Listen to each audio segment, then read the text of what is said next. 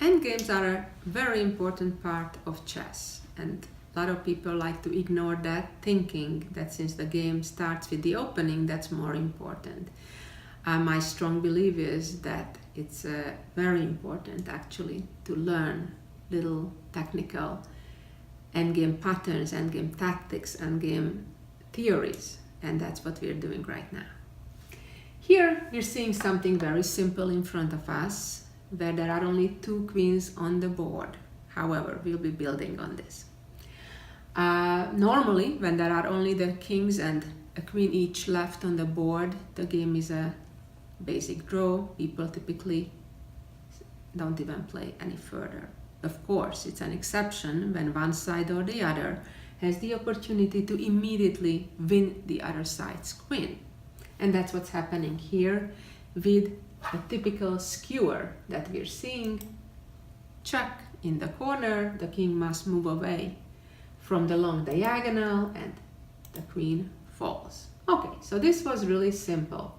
Let's see how this works from a bit of a distance. Right now we have a pawn endgame where the black pawn actually seems to be further ahead, just 2 squares away from the promotion square compared to white being 3 squares away. Yet, if it is white's turn, white will win because the pawn advances, so does the black pawn, white pawn, black promotes first, and yet it is white who wins after pawn checks, and similarly, as we've seen in the first example, white won the queen. But now let's see something a bit more complex. Here we go. In this endgame, we have an additional knight in addition to the upcoming queens. Right now they are pawns, but they are both, white and black, are about to promote to a queen. So it's important to know that in a normal queen plus knight versus queen endgame, there is no way to win, again, unless one side can win the other side's queen immediately. So, in this case, for example, if white would promote the pawn, black would promote with a check, and if black plays normally without any major mistake, the endgame should be a draw. So, what should white do to prevent a draw? White actually has a way to win. If you feel you'd like to try how to win this endgame, you may want to pause the recording here and then come back when you're ready.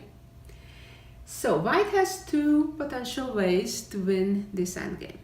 One is to try to force the black king into a skewer, like we've seen in the first 2 examples, or alternatively, to try to get the knight all the way to g3 or f2 to reach the promotion square, and then if the pawn promote, to capture that queen. Of course, the white knight seems so far away from the king's side to do so. But let's see how can white try to combine these 2 ideas. So the solution is a check.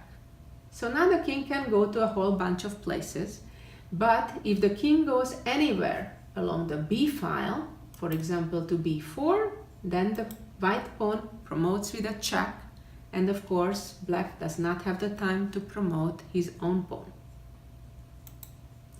So after knight b3, if the king goes to d6, again the pawn promotes with a check, and that ends the game there pretty much because the pawn is falling. After knight b3, if the king goes to d5, then white again accomplished the goal, and that is forcing the king onto the diagonal with the same line of the queen, and comes queen b7, and then capturing the queen. But what happens if the king goes to c4? Now the pawn is not promoting with a check, and neither is there a skewer, because the king is not on the same diagonal with the pawn that's about to promote. Well, we have to give another check. Now again, the king has options where to go. The king again cannot go to the b file because pawn would promote with a check. Again, it cannot go to d5 because of the same reason. It would be on the same diagonal with the new queen on h1. If the king goes to d4, there is a new problem, namely that the knight will check and make a fork, attack both the king and the pawn at the same time. If the king from the check goes to c3, then we achieve one of our two goals, namely check and then knight f2, catching the promotion square.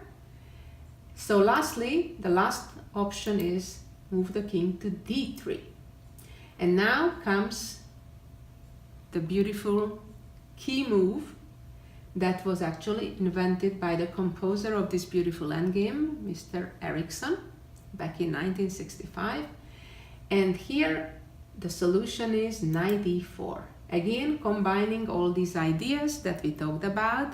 If the king takes, then the king again is on the diagonal and the skewer comes, winning the queen. Or if after knight e4, black promotes immediately, then the fork comes. And of course, if black just moves the king, then again the knight just reaches the promotion square. Hope you enjoyed this little lesson that talks about skewers and queen endgames.